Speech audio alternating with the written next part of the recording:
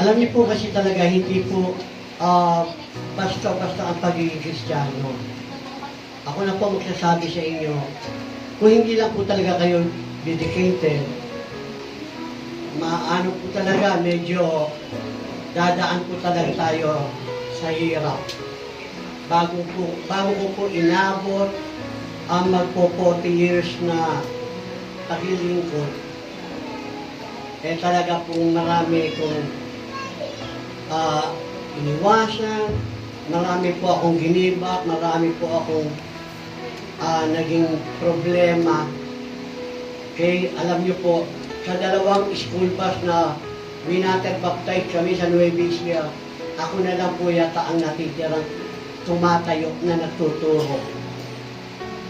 Okay? Imagine, almost nasa 50 ang isang school bus, o yung EO school bus, dalawa kami. Magkano ginastos, pero, yung aming mga leaders, lahat, ginawa na yata ng Panginoon. At yung mga kasabayan ko, na mas bata sa akin, yung iba rin umuwi na rin po sa Panginoon. Kaya po ang pagiging Kristiyano, hindi po yan basta lang dumarating sa isang anak ng Diyos. Tinatrabaho niyo po yan. Amen po ba? Yes. Yung salitang martir, napakabigat po niyan. Yes. Eh samantalang hindi niyo nga maipaglaban yung Sunday, martir pa. Ilan ang gawain natin sa loob ng isang linggo? Yung mga regular natin, ilan? Starting Wednesday, Friday, Saturday, Sunday, 4.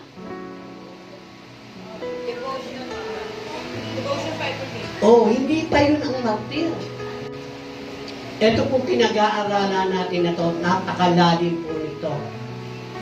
Kaya sinasabi ko po sa inyo, wala pong nakakaalam sa atin kung kailan darating ang Panginoon. Pero marami sa atin. Pagka gustong sasamba, kapag ayaw. Hindi po darating ang award na martir sa atin. Amen po ba? Sa magulang dapat ipinaglalaban natin. Sunday ngayon dapat sasamba tayo o sasamba ako. Naalala niyo yung binigay ko sa inyo yung illustration na batang maliit? Around mga 5 years old o 7. Tinatakasan niya yung kanyang magulang every Sunday morning. Habang tulog, nagsisimba yung bata mag-isa. Alam niyo po ang style ng bata? Sa Saturday ng gabi, hindi na niya sinasabi sa mama niya, sa magulang niya, nasisimba siya.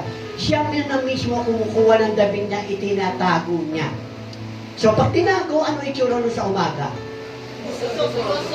Hahabulin ka ng plancha. Diba? Pero sinusuot ng bata yun. Wala siyang pakialam sa sasabihin. Okay? Kung wala silang plancha, kung meron.